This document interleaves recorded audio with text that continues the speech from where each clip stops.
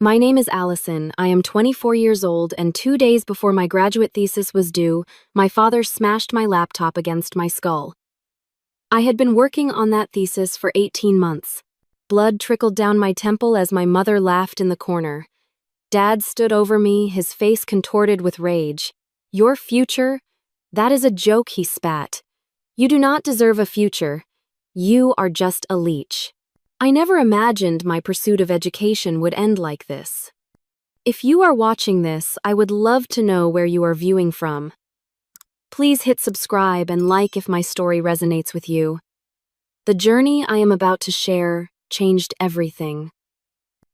I grew up in Millbrook, a small industrial town where the factory whistle regulated life more reliably than any clock. Our modest two-bedroom house sat on the edge of town, its peeling paint, a constant reminder of what my father called having realistic priorities. Harold Thompson, my father, worked at the steel mill for 27 years, his calloused hands and permanent scowl, the results of what he proudly termed real work. Education was frivolous in his eyes, a luxury for people who were too soft to earn an honest living. Mom Doris worked part-time at the local diner when she was not busy keeping house exactly as Dad demanded. She learned early in their marriage that contradicting him led to days of cold silence or explosive arguments. Over time, she became his echo, reinforcing his opinions to avoid becoming their target. Occasionally, she would join his mockery of my academic interests, her nervous laughter a shield against becoming the next object of his derision. My older brother Frank was the golden child. He dropped out of high school junior year to work alongside Dad at the mill. "Now that is a real Thompson," Dad would announce proudly at family gatherings, clasping Frank on the shoulder. "None of that book nonsense, just honest work." Frank absorbed these lessons, eagerly mirroring Dad in both opinion and temperament. By 20, he had his own apartment and a steady paycheck, achievements that my parents considered the pinnacle of success. Meanwhile, I discovered very early that I loved learning. Words fascinated me. Numbers held secrets I wanted to unravel. Science experiments in our kitchen would make me lose track of time until Dad would storm in demanding I stop wasting food on foolishness. My third-grade teacher, Mrs. Sanderson, was the first to notice. "Allison has remarkable analytical skills," she told my parents during a conference they attended only because attendance was mandatory. Dad stared at the wall while Mom nodded politely, both of them forgetting her words before we reached the parking lot. By 5th grade, I won the district's spelling bee. The local newspaper printed a small article with my photo. I was beaming, clutching my certificate while my classmates' parents snapped pictures. Mine never showed. "Had to work overtime," Dad claimed. I later overheard him telling Frank it was ridiculous to celebrate knowing how to spell words any normal person could just look up. In 7th grade, my science project on water quality in local streams earned state recognition. The principal called home personally to share the news. Mom answered and said, "That is nice," in the same tone she used when acknowledging the weather forecast. When I asked if they would drive me to the state competition 2 hours away, Dad scoffed. "We are not wasting gas so you can play scientist. That will not put food on the table." High school became my sanctuary. I joined every academic club possible, staying after school until the last possible moment before heading home. My English teacher, Mr. Vaughn, loaned me books from his personal collection. "Your mind is exceptional, Allison," he told me once. "Do not let anyone dim your light." My math teacher, Miss Garcia, stayed late to help me prepare for the advanced placement exams. "College will open doors you cannot even imagine yet," she encouraged. When I became valedictorian, the principal called my parents personally to invite them to the ceremony. They did not attend. Dad had a fishing trip planned with Frank. Mom claimed she had a migraine. I delivered my speech to a crowd of strangers, fighting back tears when other students ran to hug their proud parents afterward. I stood alone until Mr. Vaughn approached with a small wrapped gift. It was a journal with an inscription, "Your journey is just beginning. The world needs your voice." That night, I made a secret promise to myself I would be the first Thompson to attend college. Not just any college, but the best one that would accept me. Education would be my escape route from the narrow future my family envisioned for me. Each rejection of my achievements only fueled my determination. Each dismissive comment became another brick in the foundation of my resolve. I applied for scholarships in secret, used the school computers to complete applications since we did not have internet at home, created a special email address my parents would never discover, convinced a teacher to serve as my primary contact to avoid mail coming to our house. While my classmates shared their college acceptance letters with supportive families, I hid mine under a loose floorboard beneath my bed, taking them out at night to reread by flashlight, my fingers tracing the embossed university logos like treasure maps to another life. The day I graduated as families celebrated around us, Dad only asked, "So you start at the mill next week, right?" When I finally gathered the courage to tell them about my full scholarship to State University, the silence lasted 10 excruciating seconds before Dad threw his plate against the wall. "So you think you are too good for honest work, too good for your family? Books and theories do not feed people, Allison. Real work does." Mom just stared at her lap while Frank laughed and said, "Always knew you were weird." That night I packed what little I owned, knowing the bridge I was crossing was burning behind me. Yet somehow, despite the fear twisting in my stomach, each item I placed in my suitcase felt like reclaiming a piece of myself they had never fully recognized existed. My first day of college orientation felt like stepping onto another planet. Families helped unload cars packed with dorm supplies, mothers fussing over bed arrangements while fathers assembled furniture. I arrived alone on a Greyhound bus with one suitcase and a backpack containing everything I owned. The scholarship covered tuition and basic room and board, but nothing else. No spending money, no laptop, no extra clothes or supplies. "Your parents coming later?" my roommate Jasmine asked while her own mother organized their closet space. Her father was setting up a mini fridge he had purchased as a surprise. "They had to work," I lied, the first of many such lies I would tell over the next 4 years.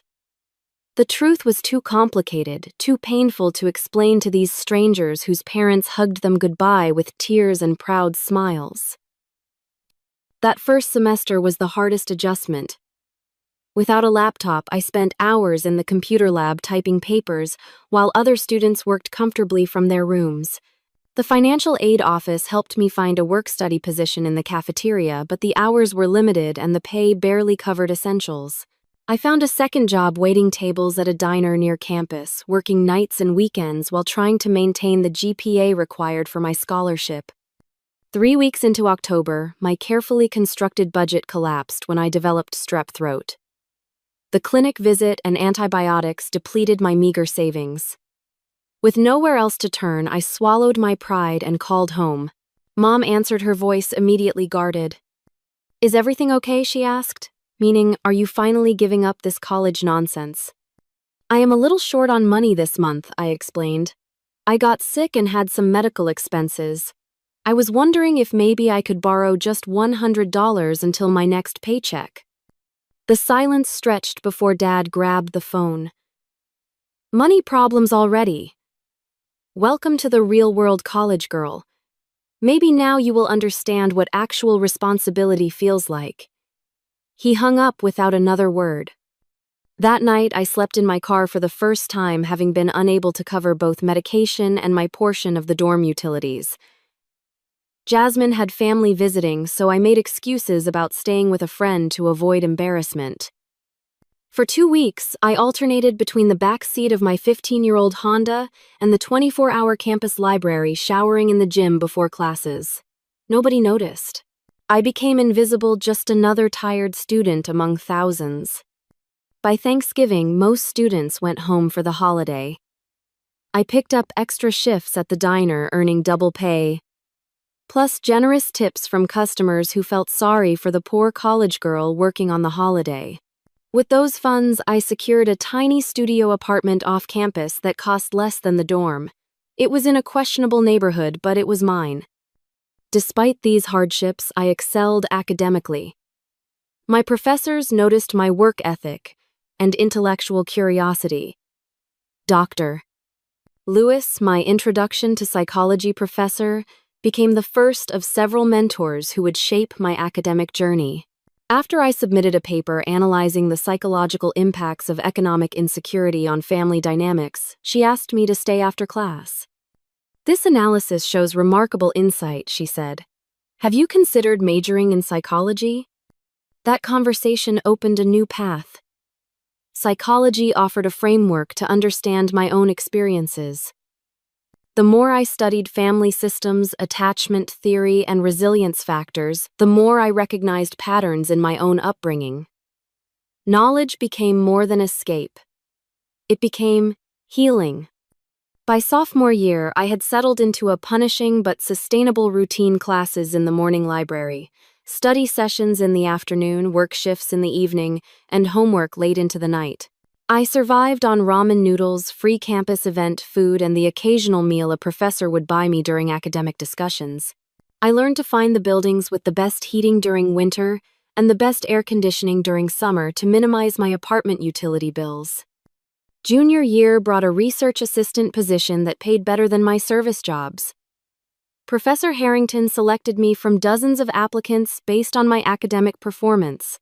"Your perspective on socioeconomic factors in family psychology is unusually nuanced," he explained.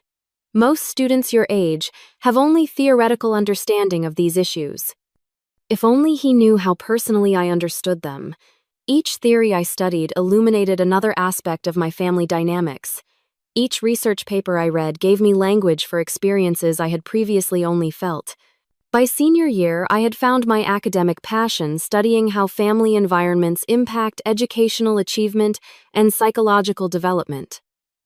The irony was not lost on me that my own family had become my greatest case study. I graduated summa cum laude with departmental honors. Several professors encouraged me to apply for graduate programs, offering glowing recommendations. When my graduate school acceptance letter arrived along with a teaching assistantship that would cover most expenses, I felt vindicated. I had proven myself despite every obstacle. In a moment of optimistic weakness, I called home with the news. Mom answered, sounding older than I remembered. "I got accepted to the graduate program at State," I said, trying to keep the pride from my voice. "Full funding and a teaching position." "Oh," she paused. "So, more school then. When do you plan to get a real job, Allison?" "This is a real job, Mom. I will be teaching and doing research." Dad must have been listening on the extension because his voice suddenly cut in. "So the perpetual student continues to avoid growing up. Some of us have been working real jobs since we were 16, but I guess that is beneath the professor wannabe." I ended the call shortly after reminding myself why I had limited contact with them to begin with.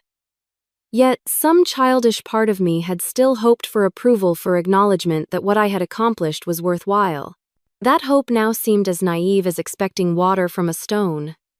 With graduate school ahead, I needed to find affordable housing near campus. The teaching stipend would cover basics, but barely.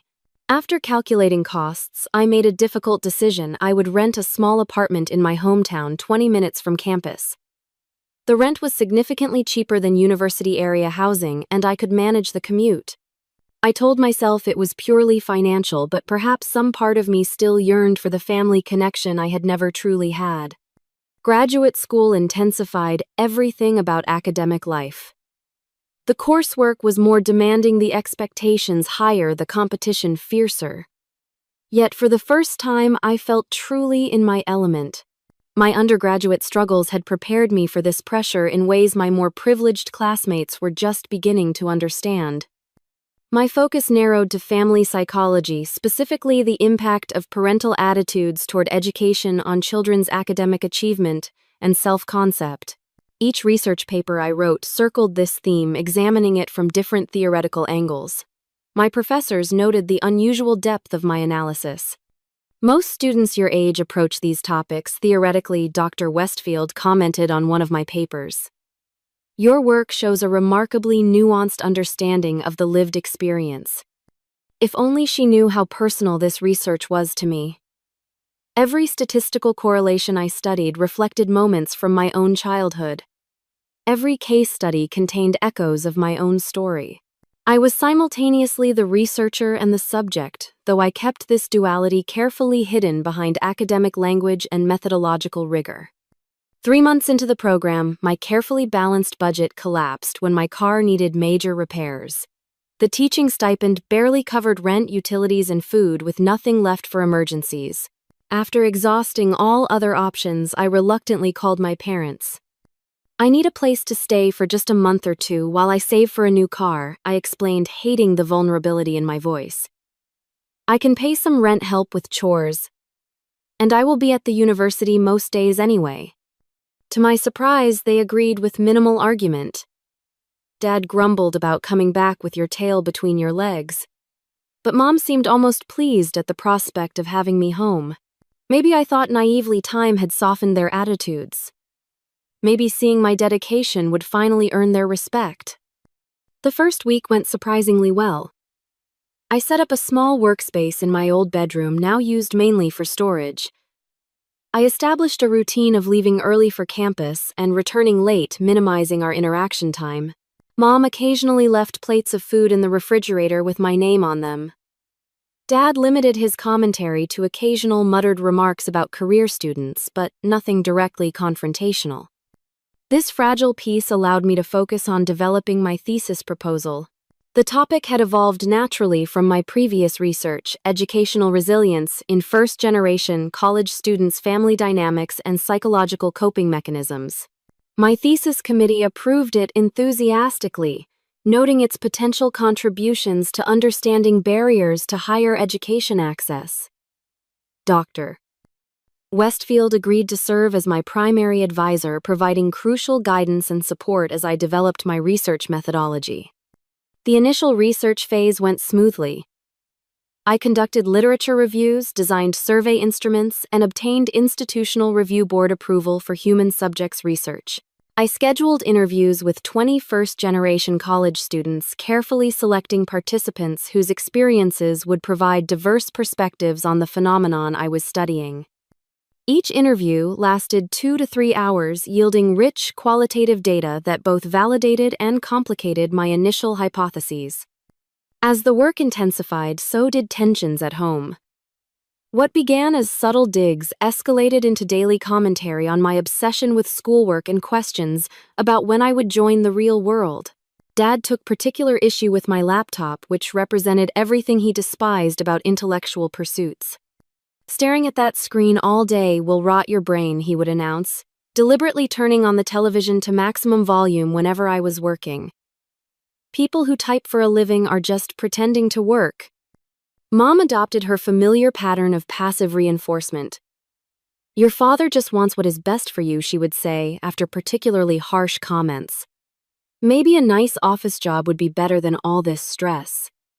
Simpler. Simpler. As if I wanted simple. As if I had not spent my entire life fighting to escape simple. My brother Frank began dropping by more frequently, always when I was deep in concentration. He would barge into my room without knocking, ask pointless questions, or remind me of family obligations I had supposedly forgotten. Each interruption cost valuable time and mental energy, as I struggled to regain my focus. Sleep became a luxury I could rarely afford. I began working through the nights when the house was quiet, catching a few hours of rest in the early morning before heading to campus. The physical and mental exhaustion accumulated, but my determination only grew stronger. Every obstacle they created fueled my resolve to complete this thesis, to prove once and for all that their limited vision of my worth was wrong. 6 weeks before my submission deadline, Dr. Westfield reviewed my draft and provided critical feedback that necessitated substantial revisions. "Your analysis is strong," she explained, "but you need to restructure your findings to more clearly address the theoretical framework. These connections are implicit in your work, but they need to be explicit." This setback coincided with technical issues that corrupted some of my backup files. I lost several days of work, forcing me to reconstruct complex statistical analyses from memory and scattered notes. The pressure mounted as the deadline approached with seemingly insurmountable obstacles. Each day, I felt the thesis slipping further from completion. The night I overheard my parents talking about me in the kitchen was the breaking point. I had come downstairs for coffee, desperate to stay awake for another all-night writing session. Their voices drifted from around the corner. "She thinks she is so smart with all those books and big words," Dad was saying. "What good is a fancy degree if you still live with your parents at 24? Frank had his own place at 19. "I worry about her," Mom replied, not in defense, but in agreement. "All this education and for what? No husband, no children, just papers. Nobody will ever read. Waste of time and money," Dad concluded. "Should have gone to work after high school like a normal person." I retreated silently to my room, their words burning like acid in my chest. With renewed determination, I worked 20 hours straight, fueled by coffee and rage. By the time dawn broke, I had reconstructed the lost analyses and implemented most of Dr. Westfield's suggested revisions. My thesis was 90% complete, with 48 hours remaining until submission. That morning, Dad escalated his interference, barging into my room every 30 minutes with trivial demands or comments. Each interruption scattered my thoughts like startled birds that took increasingly longer to return.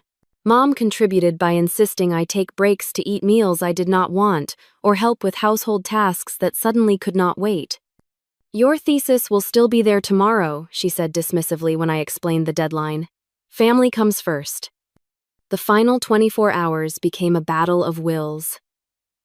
I had retreated to the dining room table, the only space with adequate room for my reference materials. Dad deliberately turned on the television in the adjacent living room, switching to a sports channel at maximum volume.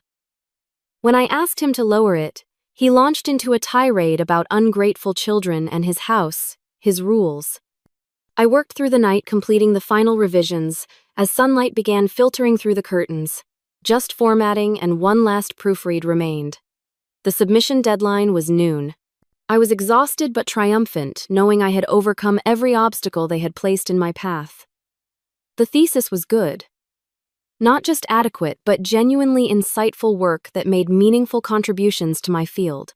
For the first time in weeks, I allowed myself to feel a glimmer of pride. That was when Dad entered the dining room, coffee mug in hand, and everything changed forever. The morning of my thesis submission day dawned with a deceptive calm.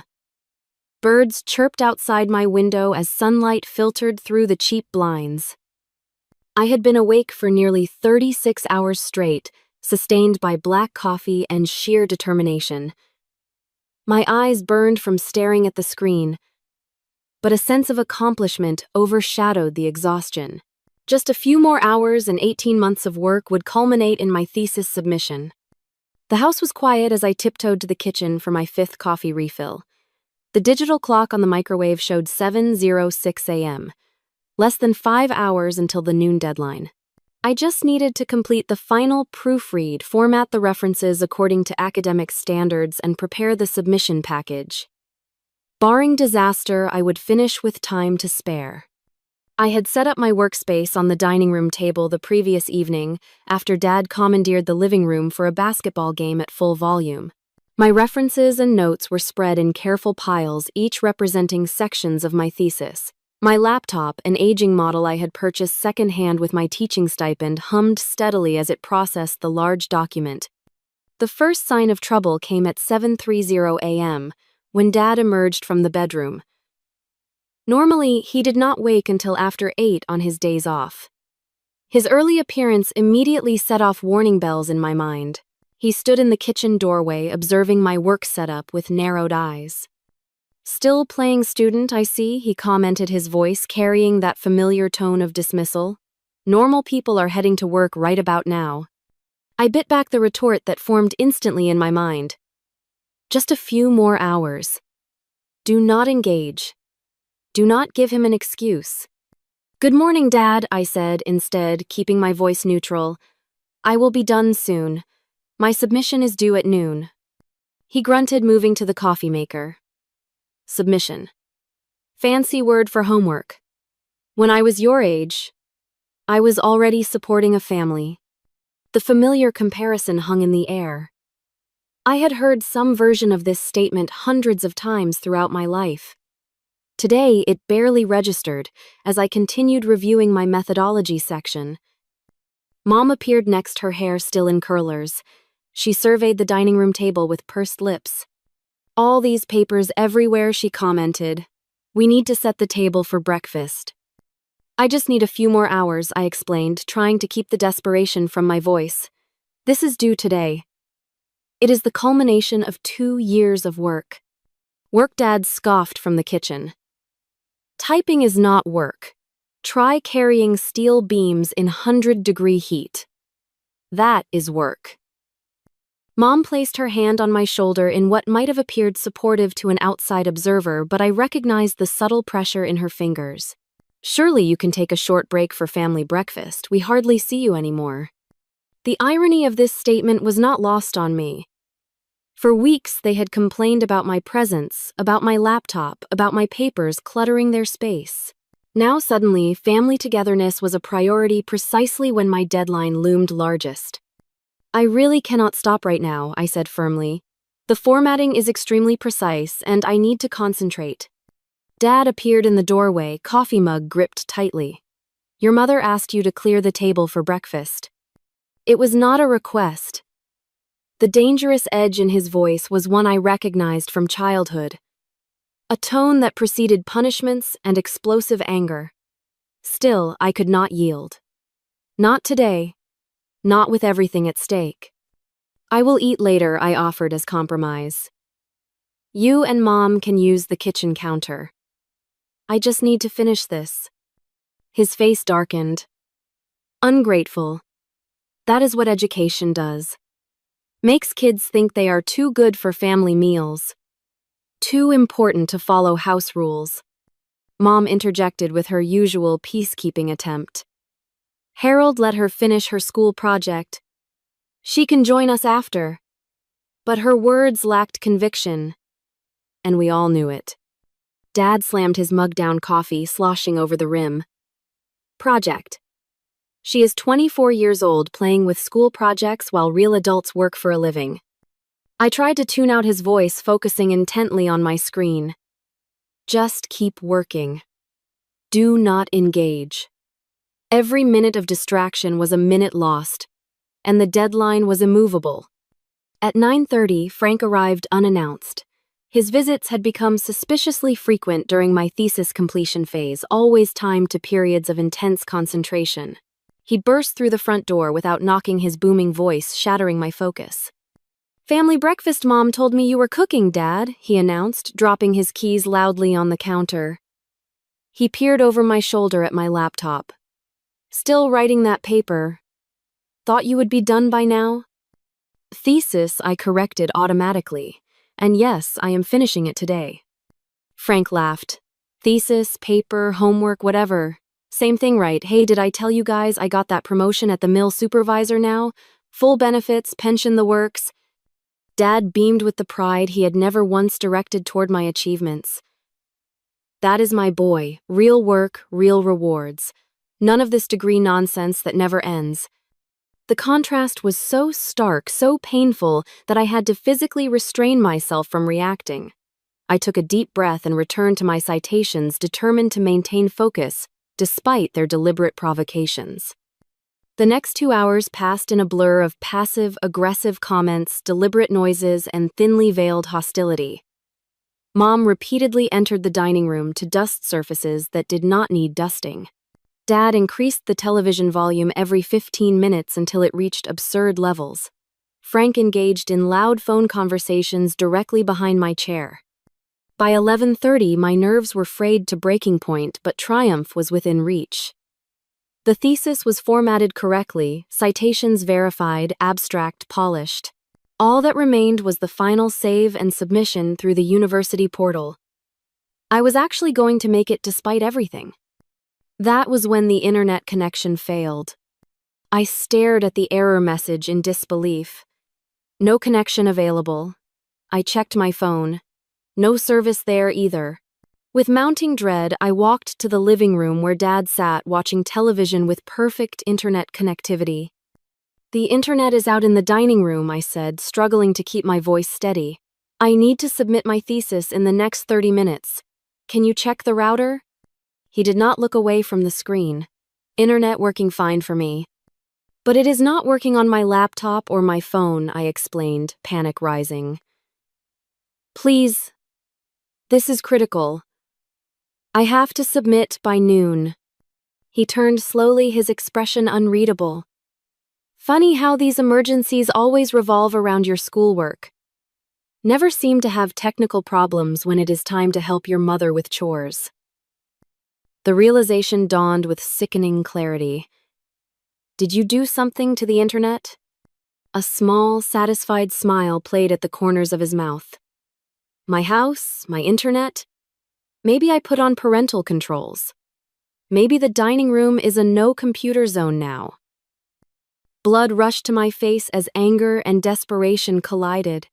18 months of work, countless all-nighters, the culmination of my graduate program, all jeopardized by his petty power play.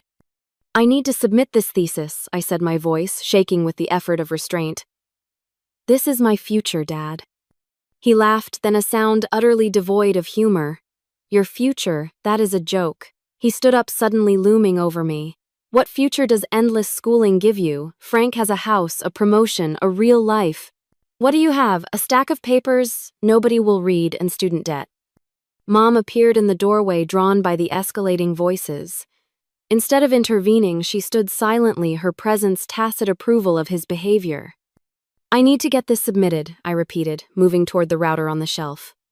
I will reset the connection myself. His hand shot out, gripping my arm with bruising force. You do not touch anything in my house without permission. Let go of me, I said, yanking my arm away.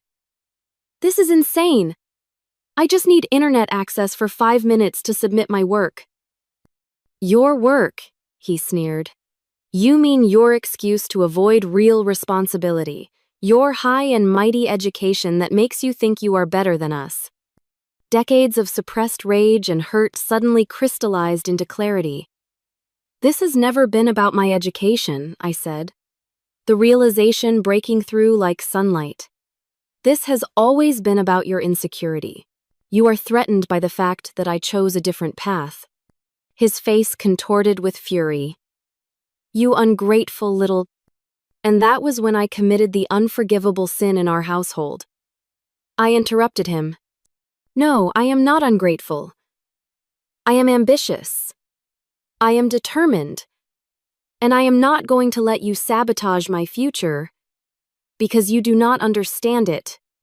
I turned my back on him, heading to the dining room to collect my laptop. I would drive to campus if necessary, though the 30-minute commute would likely mean missing the deadline. Still, I had to try. I heard him following, his heavy footsteps vibrating through the floor. I reached for my laptop just as he entered the room. You think you are so much smarter than everyone, he said, his voice dangerously quiet. So much better than your family because of your precious education. I did not respond, focused on quickly gathering my materials. Time was running out. Look at me when I am talking to you, he demanded. When I continued packing, his hand slammed down on the table. I said, "Look at me." I turned, clutching my laptop to my chest like a shield. I have to go. We can talk about this later. There is nothing to talk about, he said, advancing toward me. You need to learn respect. You need to learn your place. My place is not here, I replied, the truth of it ringing clear. It never was. That was when something in his eyes changed, a final restraint snapping. Later, I would recognize it as the moment when his need to control overwhelmed everything else.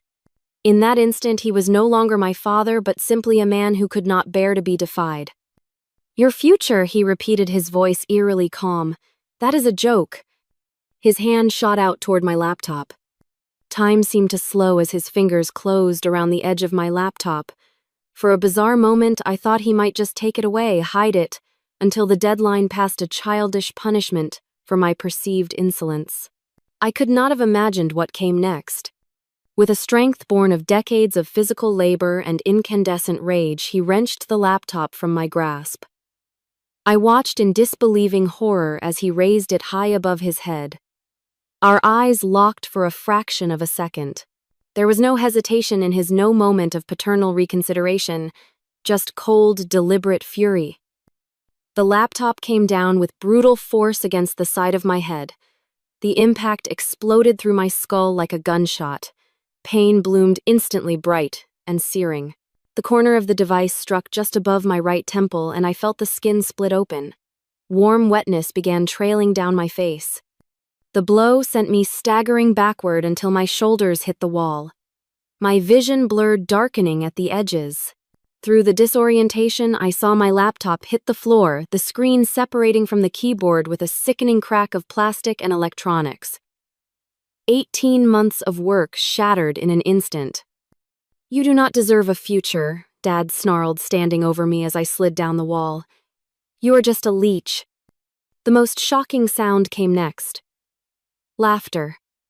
My mother's laughter, high and nervous from the doorway where she stood watching. Not intervening, not calling for help, not showing an ounce of maternal protection. Just laughing as if her husband had told a slightly off-color joke rather than assaulted her daughter. "Harold," she finally said, still giggling inappropriately, "that is enough now." Enough blood was trickling into my eye. My thesis, my graduate degree, my future lay in pieces on the floor. And this was simply enough now. Dad stood over me, chest heaving as if surprised by his own actions, but not remotely regretful. "Clean yourself up," he muttered finally. "And clean up this mess too." He turned and walked away, Mom following him like a shadow. I heard them in the kitchen, the casual domestic sounds of coffee being poured, refrigerator opening and closing as if nothing extraordinary had happened. As if he had not just crossed a line that could never be uncrossed. I remained on the floor for several minutes, stunned into immobility. The pain in my head pulsed with each heartbeat. When I finally touched my temple, my fingers came away red with blood. The cut was deep enough that I would likely need stitches. More immediately concerning was the nausea and dizziness that suggested a possible concussion. With trembling hands, I gathered the broken pieces of my laptop.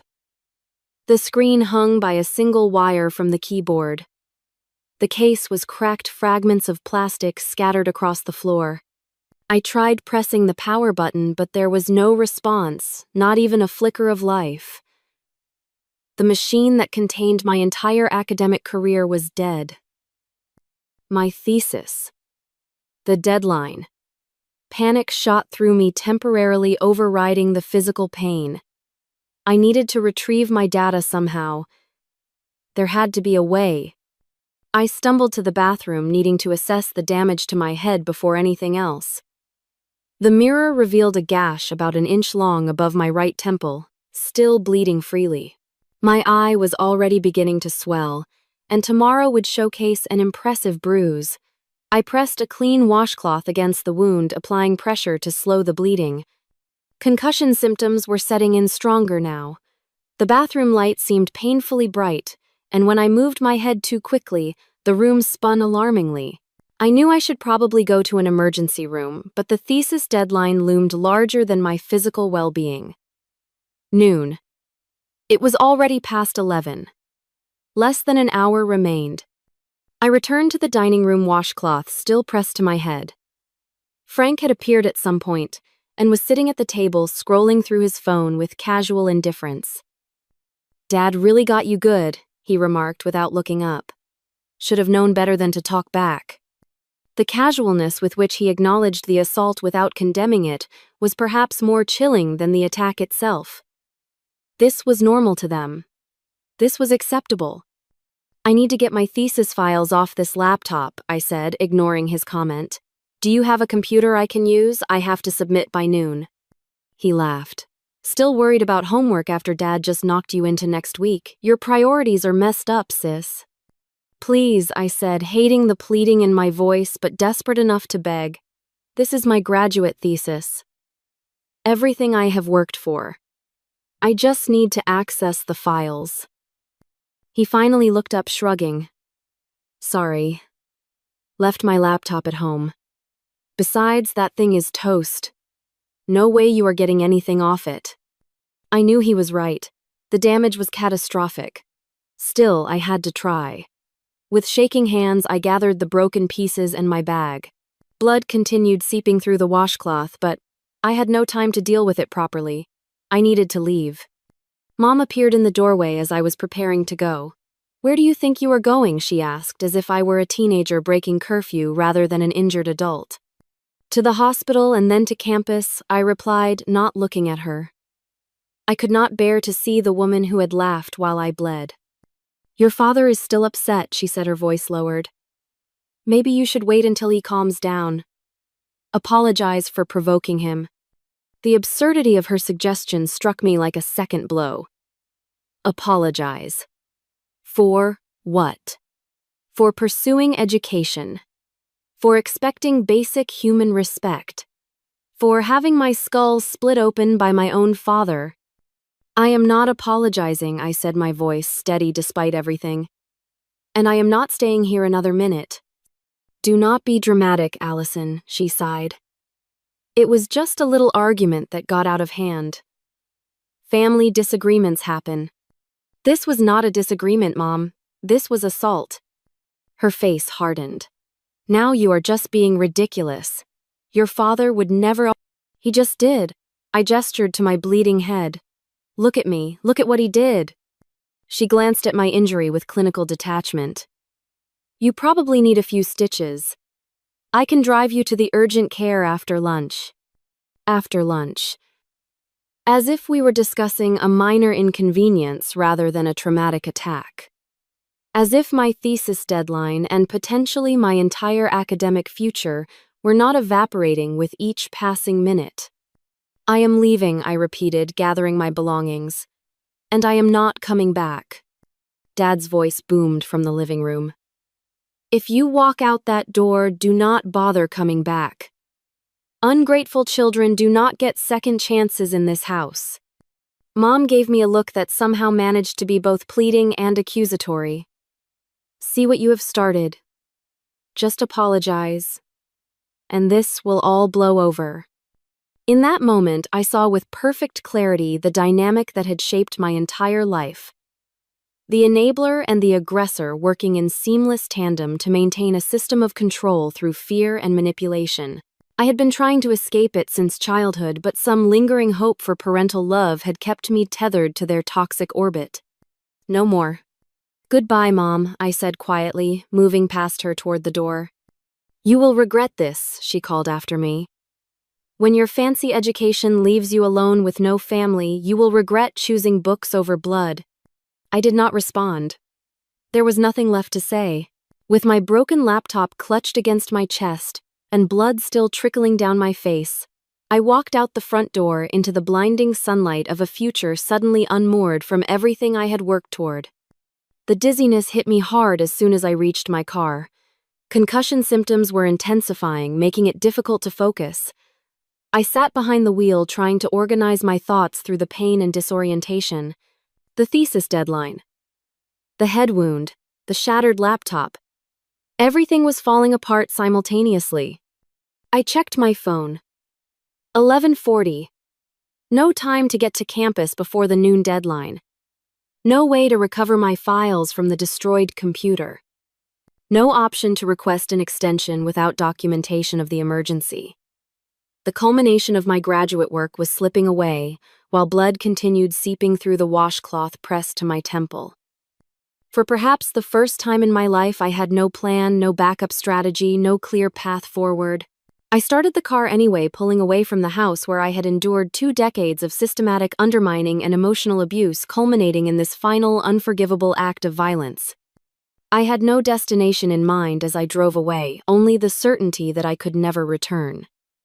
Whatever came next, I would face it, without the weight of their toxic expectations dragging me down. Blood might be thicker than water, but it was never meant to be spilled by the people who claim to love you. I drove aimlessly for 20 minutes, my thoughts scattered by pain and shock. Blood had soaked through the washcloth, and the throbbing in my head intensified with each passing minute. Eventually, I pulled into Riverside Park, an empty public space on a weekday morning. I parked under a shady oak tree, and finally allowed myself to feel the full weight of what had happened. The tears came suddenly and violently, great heaving sobs that seemed to originate from some primal place I had kept locked away for years. I cried for the little girl whose achievements were systematically dismissed, for the teenager who hid college acceptance letters like contraband, for the graduate student whose own father destroyed her work out of spite and insecurity. Most of all, I cried for the daughter who had spent a lifetime seeking approval from people fundamentally incapable of giving it. A sharp ping from my phone interrupted the breakdown. It was an email from Dr. Westfield. Allison, noon deadline approaching. Please confirm submission status. Reality crashed back with brutal force. The thesis. The deadline. My entire academic future hanging in the balance. I checked the time. 1:1:5:2. 8 minutes remained, and I was sitting in a park with a head injury and a shattered laptop. It seemed hopeless. Then something shifted inside me. A strange calm descended, replacing the panic and despair. If my family had taught me anything, it was resilience in the face of impossible odds. I had been overcoming their obstacles my entire life. This was just one more barrier, albeit the most extreme. First things first. I found a clean tissue in my glove compartment and pressed it to my still bleeding temple. Then I typed a quick reply to Dr. Westfield. Emergency situation. Heading to campus now. Please advise about late submission protocol. The response came almost immediately. What kind of emergency? Are you all right? I hesitated, then decided complete honesty was the only option. Physical injury requiring medical attention. Laptop destroyed. Cannot access thesis files. Will explain in person. I started the car and headed toward campus, driving slowly to accommodate my dizziness. My phone pinged again. Dr. Westfield had replied, "Go to University Health Services immediately. I will meet you there. Do not worry about the thesis right now." Her concern, so different from my family's reaction, brought fresh tears to my eyes. I followed her instructions, navigating carefully to the University Health Center. By the time I arrived, blood had soaked through the tissue and was trickling down my face again. The receptionist took one look at me and immediately ushered me into an examination room. The nurse who attended to me, a middle-aged woman named Linda with kind eyes and efficient hands, cleaned the wound while asking gentle questions about what happened. I found myself telling her the unvarnished truth. My father smashed my laptop against my head when I tried to submit my thesis. I said the words sounding surreal even as I spoke them. Her hands stilled momentarily before resuming their work. "This injury is consistent with what you are describing," she said carefully. "I am going to document everything thoroughly. The doctor will be in shortly to determine if you need stitches, and we will need to assess you for concussion." "I have a thesis deadline," I explained. Or had. It was noon. "Your health comes first," Linda said firmly. "Academic deadlines can be extended for medical emergencies. This absolutely qualifies."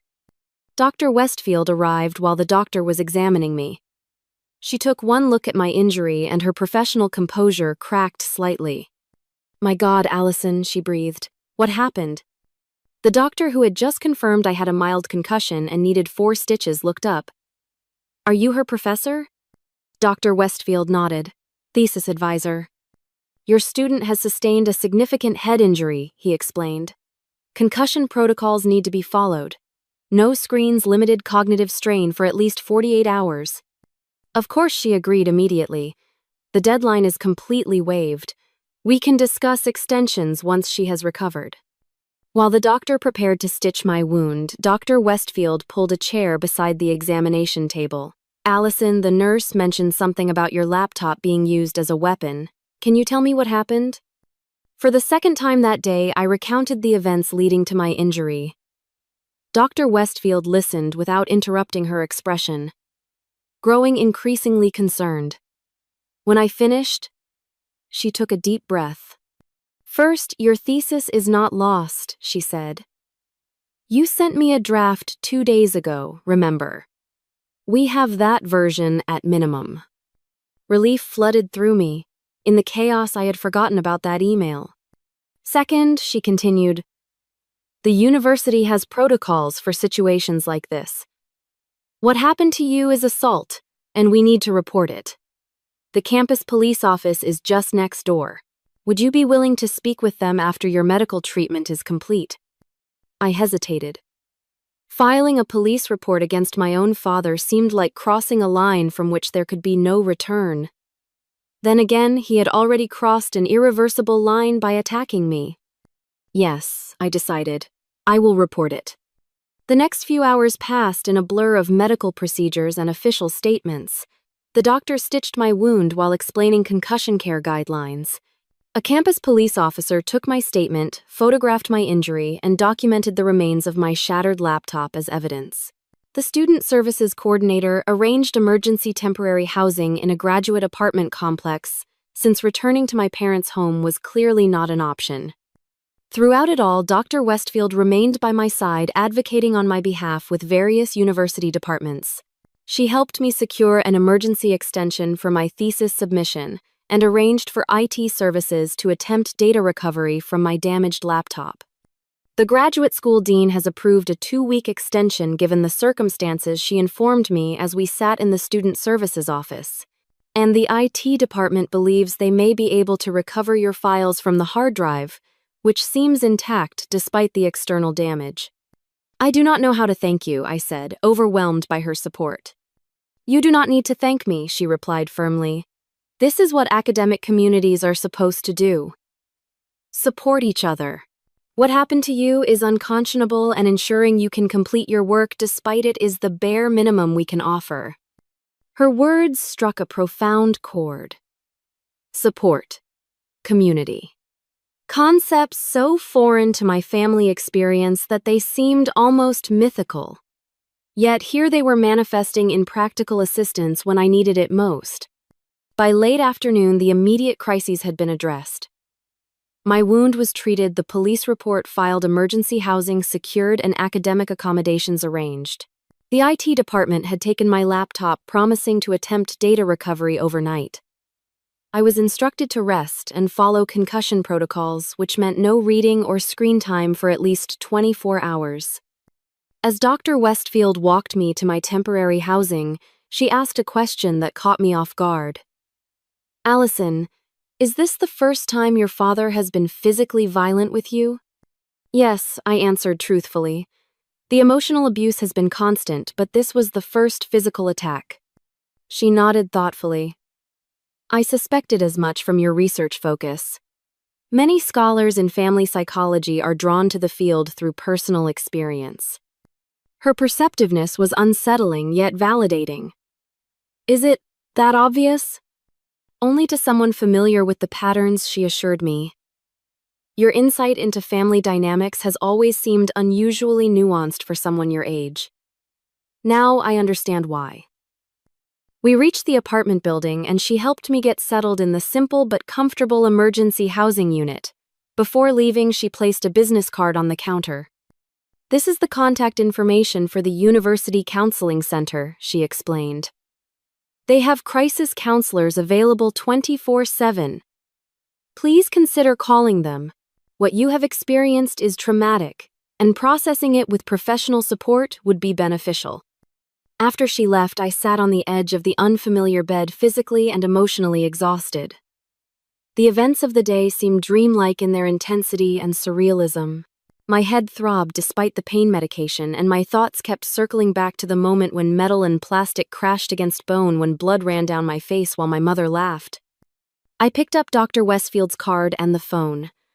Some burdens were too heavy to carry alone. The next morning, a knock at my door revealed a university IT technician holding a small external hard drive. "We were able to recover most of your files," he explained. The hard drive was remarkably intact given the damage to the laptop. "We have transferred everything to this external drive." I accepted it with hands that trembled slightly from a combination of medication, exhaustion, and profound relief. "Thank you. You have no idea what this means." "Just doing my job," he replied with a smile.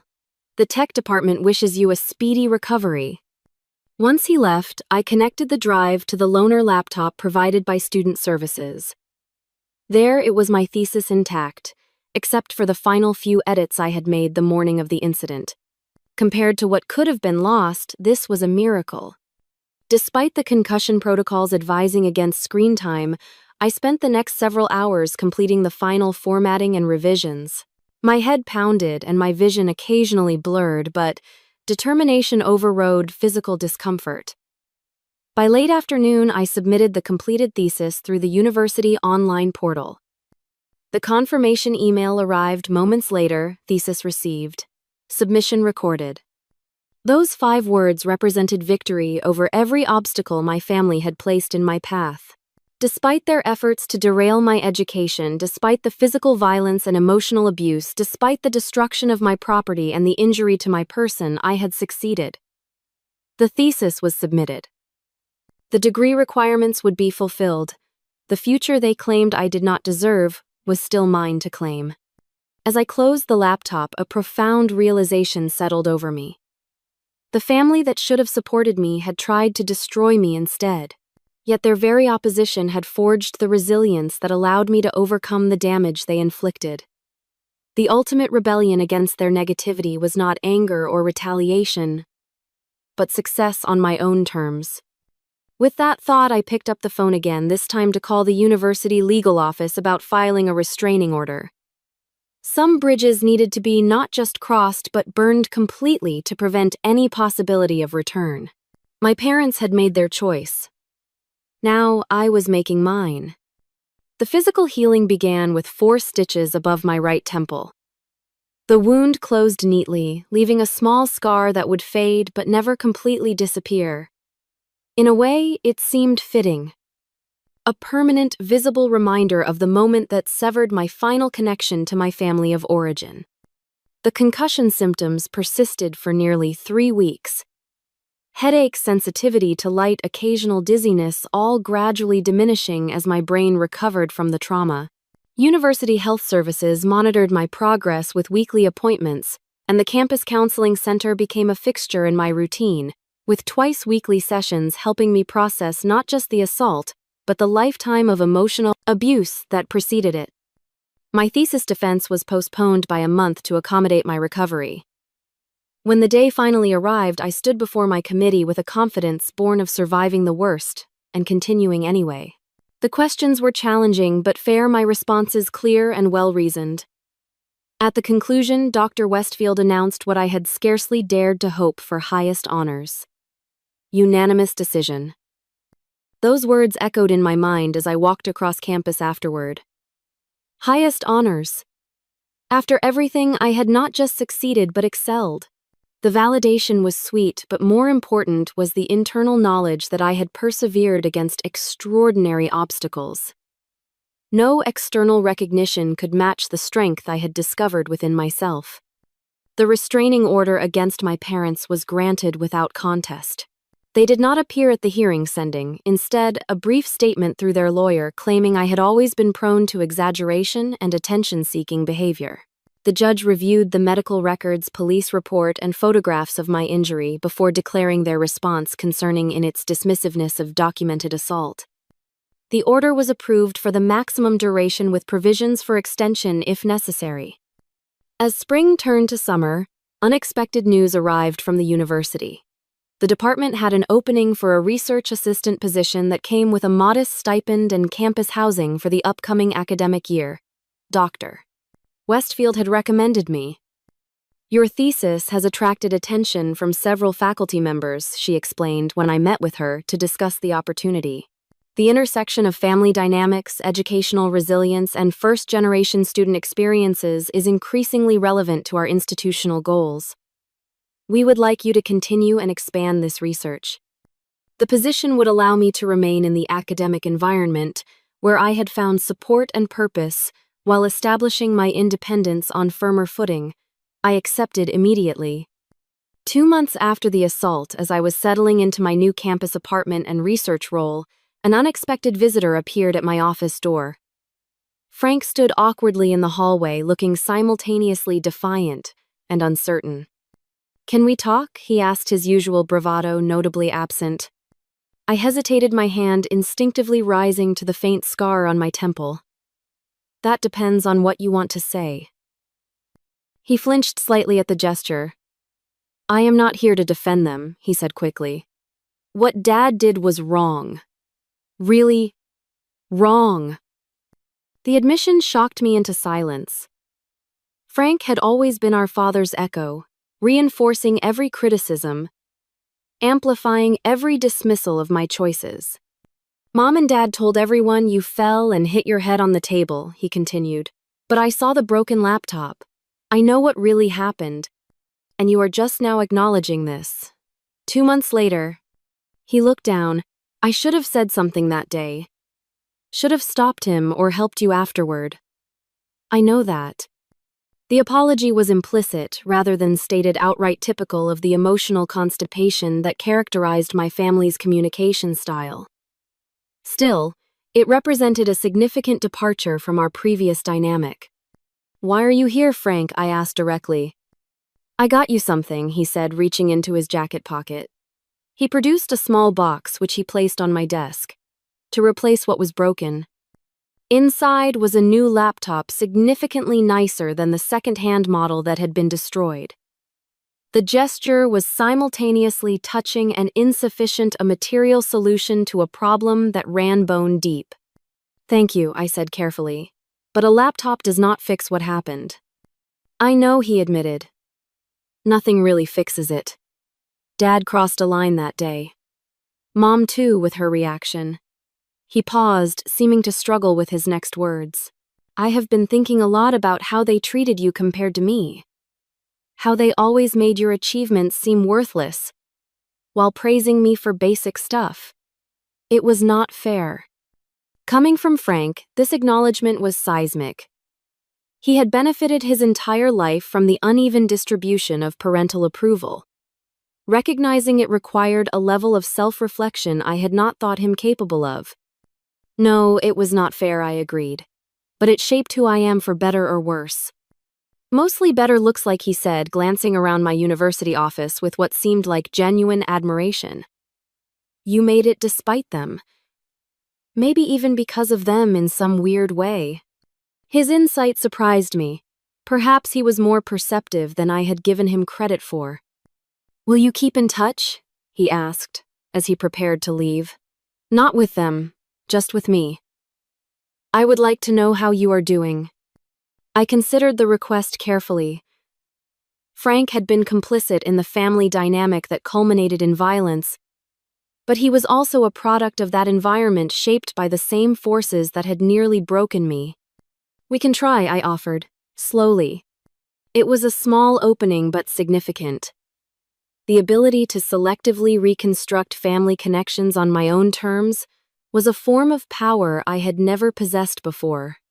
As my research position evolved into a more permanent role, I began incorporating my personal experiences into outreach programs for first-generation college students from challenging family backgrounds.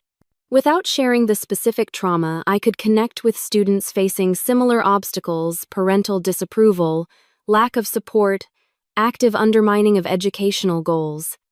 Family resistance to your education often says more about their insecurities than your choices, I would tell these students. Your pursuit of knowledge threatens the status quo, challenges their worldview, and sometimes highlights opportunities they never had or choices they regret not making. This framework helped many students depersonalize the opposition they faced, to see it as a systemic issue rather than a personal failure. The ability to transform my painful experiences into support for others became the most unexpected gift of my journey. 1 year after the assault, I received an invitation to present my research at a national conference on educational equity. Standing at the podium before hundreds of educators and researchers, I felt a profound sense of vindication. The path that my father had literally tried to beat me away from had led to professional recognition, meaningful work, and a community that valued precisely what my family had dismissed. Educational resilience is not just about academic persistence despite socioeconomic barriers, I explained during my presentation. It is also about maintaining self-belief when the people who should be your strongest supporters become your most significant obstacles. For many first-generation students, the greatest achievement is not the degree itself, but the psychological strength required to pursue it in the face of active discouragement from those whose approval they most desire. The standing ovation that followed was gratifying, but the real reward came during the networking session afterward, when student after student approached to share how my framework had helped them understand their own family dynamics. I had transformed personal trauma into professional insight that benefited others. There could be no more complete victory over the narrative my parents had tried to impose. As for my parents themselves, the distance I maintained proved to be the healthiest choice. Occasional updates from Frank indicated they remained unchanged, still minimizing the assault as a misunderstanding and portraying themselves as victims of an ungrateful daughter. Their inability to acknowledge the reality of what happened only confirmed the wisdom of my decision to remain apart from them. The greatest insight came gradually through both professional study and personal reflection. Their treatment of me had never truly been about me at all. My father's rage, my mother's enabling, my brother's initial complicity, all stemmed from their own limitations, fears, and unfulfilled potentials. Understanding this did not excuse their behavior, but it liberated me from the weight of wondering what I could have done differently to earn their approval. Nothing. The answer was nothing.